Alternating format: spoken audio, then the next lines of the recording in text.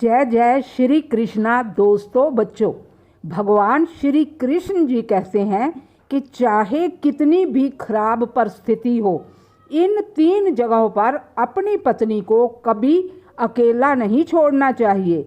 आज के वीडियो में हम जानेंगे कि कौन सी वो 3 जगह है जहां पर अपनी पत्नी को अकेले नहीं छोड़ना चाहिए। आइए जानते हैं इस पावन कथा के माध्यम से। पर उससे पहले जो बंधु मेरे चैनल पर नए हैं, जिन्होंने अभी तक चैनल को सब्सक्राइब नहीं करा तो कर लें और पास में बने बेल बटन को दबाना भी ना भूलें, ताकि मेरे आने वाले वीडियो का नोटिफिकेशन सबसे पहले आपको मिले।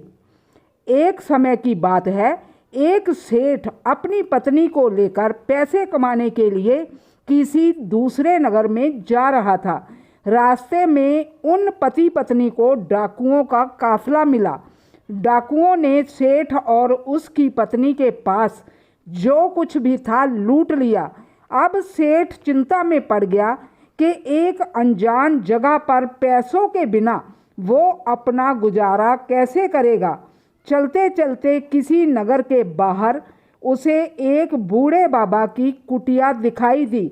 वो दोनों उस कुटिया के अंदर गए, शायद यहाँ उन दोनों को कुछ मदद मिल जाए। उन्होंने अपनी सारी व्यथा उस बूढ़े बाबा को सुनाई। बूढ़े बाबा बोले, बच्चों, मेरे पास तो कुछ भी नहीं है, पर मैं आपको एक व्यापारी का पता बता सकता हूँ जो ज़रूरतमंदों को पैसे उधार दे देता है।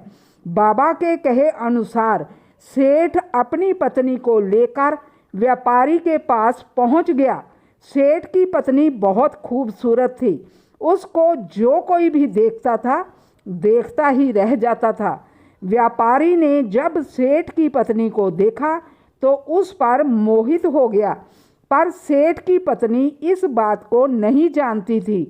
सेठ ने व्यापारी से हाथ जोड़कर कहा कि हे व्यापारी जी, आप मुझे कुछ पैसे उधार दे दो। व्यापारी बोला, मैं आपको पैसे तो दे सकता हूँ, पर उसके बदले आपको अपना कुछ सामान मेरे पास गिरवी रखना होगा। ये मेरा असूल है। सेठ बोला, पर मेरे पास तो गिरवी रखने के लायक कुछ भी नहीं है।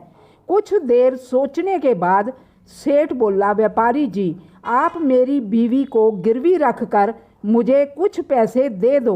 मैं उन पैसों से कोई कारोबार करके जल्दी ही आपके पैसे ब्याज सहित लौटा दूंगा और अपनी बीवी को ले जाऊंगा। तब तक ये आपके घर का काम इत्यादि कर देगी। वो व्यापारी तो यही चाहता था।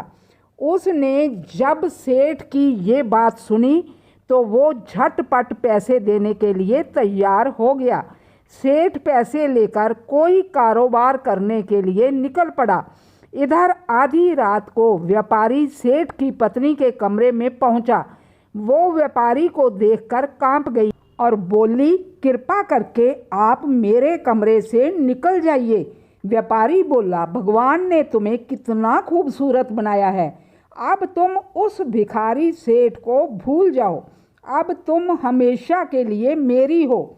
उधर सेठ कम दामों में अनाज को खरीदकर दूसरे ज़रूरतमंदों को महंगे दामों में बेचने लगा।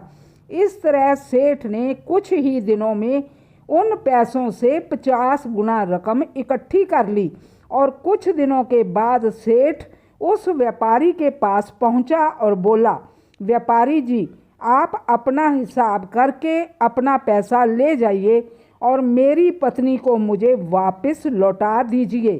व्यापारी बोला, सेठ जी, क्या बताऊं, तुम्हारे जाने के बाद तुम्हारी पत्नी की तबीयत बहुत खराब हो गई। मैंने उसका बहुत इलाज करवाया, पर उसको बचा ना सका। ये सुनकर सेठ बहुत दुखी हुआ और रोने लगा और व्यापारी से बोला, शायद मेरे नसीब में यही लिखा था। होनी को कौन टाल सकता है, पर आप अपने पैसे मुझसे ले लीजिए। सेठ की बात सुनकर व्यापारी बोला, नहीं भाई, अब मैं आपकी अमानत ही वापस नहीं कर सकता। तो आपसे पैसे वापस कैसे ले सकता हूँ। जब बार बार कहने पर भी व्यापारी ने पैसे नहीं लिए तो उदास होकर सेठ वहाँ से चल दिया। वापस जाते समय सेठ को फिर से वही बूढ़े बाबा चबूतरे पर बैठे मिले। बूढ़े बाबा सेठ को पहचान गए और उन्होंने सेठ से उनका हालचाल पूछा। सेठ ने अपनी सारी आप बीती उस बूढ़े बाबा को सुनाई। बूढ़ा आदमी बहुत अनुभवी था। वो बोला, भाई तुम्हारे साथ धोखा हुआ है। तुम्हारी पत्नी को उस व्यापारी ने अपने घर में छिपा लिया है। ऐसा कर कि तू यहाँ के राजा के पास जाकर अपनी गुजारिश करना। राजा जी, आप मेरी पत्नी को मुझे व्यापारी से वापस दिलवा दो। राजा बहुत दयालु है, वो तेरी पत्नी को जरूर व्यापारी के चंगुल से छुड़वाने में तुम्हारी मदद करेगा। सेठ राजा के दरबार में पहुंचा और राजा को इंसाफ की गुहार लगाई। राजा ने व्यापारी को बुलवाया और सेठ की पत्नी वापस करने के लिए बोला। व्यापारी बोला, राजा जी 2 महीने पहले इस सेठ की पत्नी गुजर गई है, अब मैं उसे वापस कहाँ से लाऊं। व्यापारी बोला, अगर आप चाहो तो मैं उस वैद्य को जिसने सेठ की पत्नी का इलाज किया था दरबार में पेश कर सकता हूँ और उन 4 आदमियों को भी इसकी पत्नी को जो शमशान घाट में लेकर गए थे उनको भी आपके सामने ला सकता हूँ। उस व्यापारी ने ये बात इतने यकीन के साथ कही कि राजा को भी इस बात का यकीन हो गया। राजा सेठ से बोले कि अगर तुम्हारी पत्नी जिंदा होती तो हम तुम्हें वापस दिलवा देते, पर अब हम भी क्या कर सकते हैं। सेठ फिर बूढ़े आदमी के पास पहुंचा और दरबार में सारी बातें जो भी हुई थी वो बूढ़े आदमी को बताई। बूढ़े बाबा बोले, राजा ने व्यापारी की बातों को सच समझ लिया है, पर तुम्हारे साथ इंसाफ नहीं हुआ। अब तुम एक बार फिर राजा के पास जाओ और राजा से बोलो कि वो अपना राज्य सिंहासन 1 दिन के लिए बूढ़े बाबा को दे दें। फिर मैं उन्हें बताऊंगा कि इंसाफ किसे कहते हैं। सेठ फिर से राजा के पास गया और राजा से बोला कि आप 1 दिन के लिए अपना राज्य सिंहासन बूढ़े बाबा को दे दो ताकि मुझे इंसाफ मिल सके।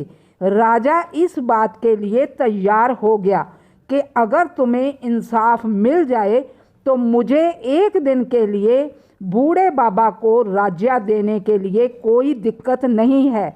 बूढ़े बाबा को राज्य सिंहासन पर बिठा दिया गया।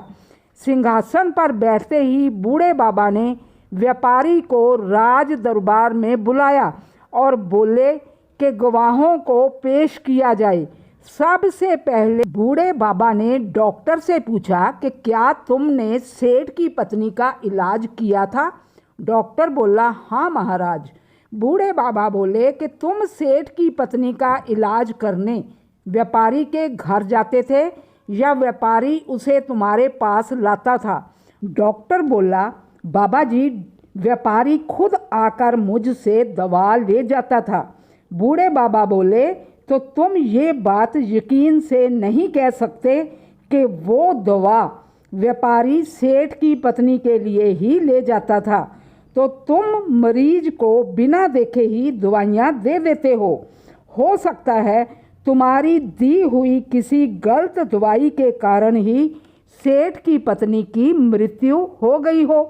डॉक्टर घबरा गया। बूढ़े बाबा बोले, मैं तुम्हें गलत दवाई देने और एक मरीज की जान लेने के एवज में 50 कोड़े लगाने का आदेश देता हूँ। इसी के साथ ही तुम्हारा मुंह काला करके सारे शहर में घुमाया जाएगा। ये सुनकर डॉक्टर कांपने लगा और बूढ़े बाबा के पैरों में गिरकर माफ़ी मांगने लगा कि महाराज, मैं कबूल करता हूँ कि मैंने व्यापारी के किसी भी मरीज का इलाज नहीं किया। व्यापारी ने झूठ बोलने के एवज में मुझे बहुत सारे पैसे दिए थे। मैंने लालच में आकर झूठी गवाही दी है।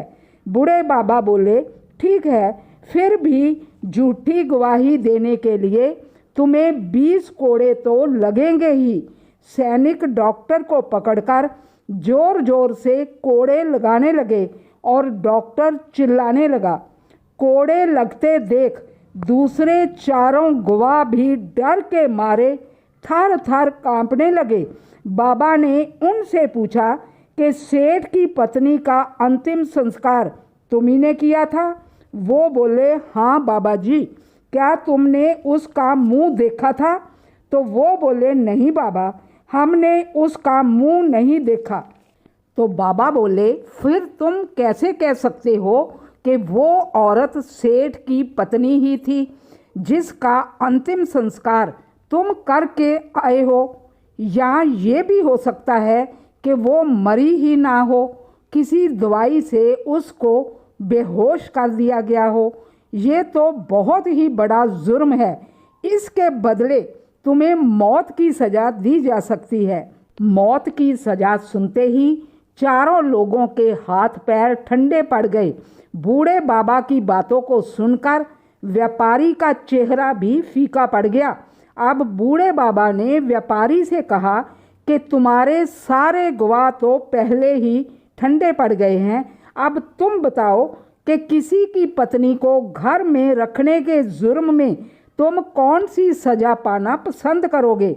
बूढ़े बाबा बोले, अभी भी वक्त है। इससे पहले कि मैं तुम्हें 15 साल की उम्र कैद दे दूं, तुम इस सेठ की पत्नी को दरबार में हाजिर करो। सजा के डर से व्यापारी ने अपने गुलामों को घर भेजकर सेठ की पत्नी को दरबार में हाजिर कर दिया। बूढ़े बाबा ने सेठ को उसकी पत्नी सौंप दी और व्यापारी को 5 महीने कैद और 50 कोड़े मारने की सजा सुनाई और चारों गवाहों को भी 50-50 कोड़े मारने की सजा सुनाई। ये देखकर राजा हैरान रह गया और बोला, हे बूढ़े बाबा, आप अनमोल हैं।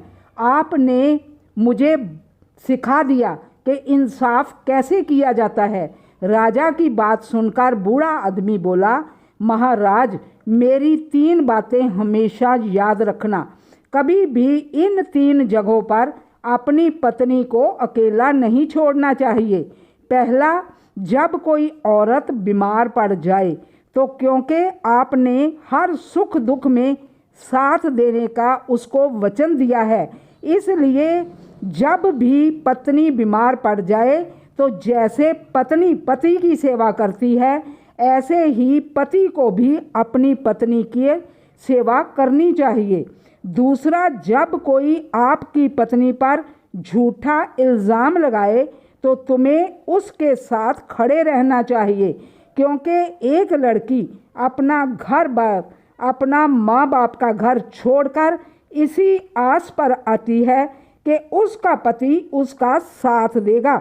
इसलिए दुनिया वाले जब उस पर कोई इल्ज़ाम लगाएं तो पति को उसके साथ मजबूती से खड़े रहना चाहिए।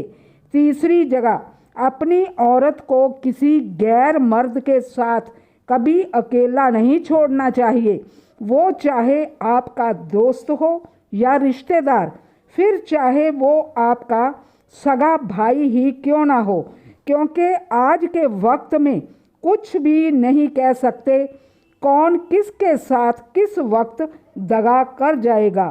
तो दोस्तों, कैसी लगी आपको आज की कथा? अगर अच्छी लगी हो तो कमेंट बॉक्स में जय जय श्री कृष्णा जरूर लिखें। जय जय श्री कृष्णा।